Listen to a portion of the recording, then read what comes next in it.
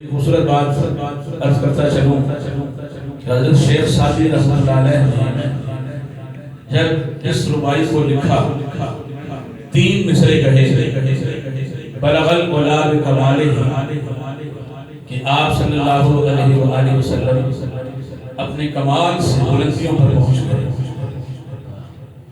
کیا لکھا؟ اپنے کمال سے بلندیوں پر پہنچ گئے.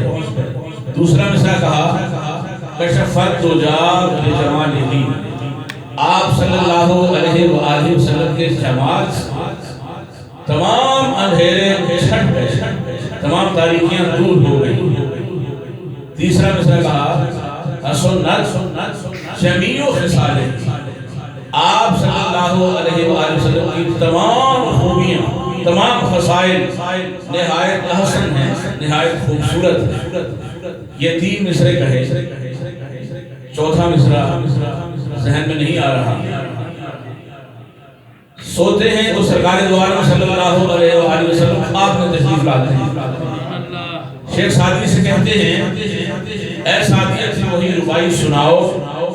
سعدی عرض کرتے ہیں کہ یا رسول اللہ صلی اللہ علیہ وسلم ابھی تین مصرے ہوئے ہیں، چوتھا مصرع نہیں ہوا، ربائی مکمل نہیں ہوئی. میرے آقا فرماتے ہیں سعدی وہی تین مصرے سناؤ.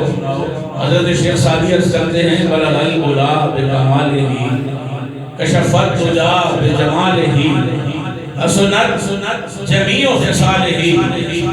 آگے خاموش ہو جاتے ہیں. میرے آقا ارشاد فرماتے ہیں اے سعدی اس سے آگے لگا لو صلو علیہ سبحان اللہ سبحان اللہ. تو یہ چوتھا مصرع میرے آقا نے حضرت شیخ سعدی رحمۃ اللہ علیہ کو خواب میں دیا. اور آج بھی اگر کوئی یہ ربائی پڑھتا ہے تو گو کہ اس کے میننگز، اس کا مطلب، اس کا ترجمہ سب کو نہیں آتا، لیکن محفل پر ایک وجدانی، ایک روحانی کیفیت طاری ہو جاتی ہے. کیوں نہ ہو کہ یہ میرے آقا صلی اللہ علیہ وآلہ وسلم کی بارگاہ میں مقبول ربائی ہے. اور اس چوتھے مصرے سے ایک اور نقطہ سامنے آیا کہ میرے آقا نے فرمایا صلو علیہ وآلہ. اس کا مطلب ہے کہ نبی پر بھی درود ہو اور آپ صلی اللہ علیہ وسلم کی آل پر وآلہ، اور آپ کی آل پر بھی درود ہو.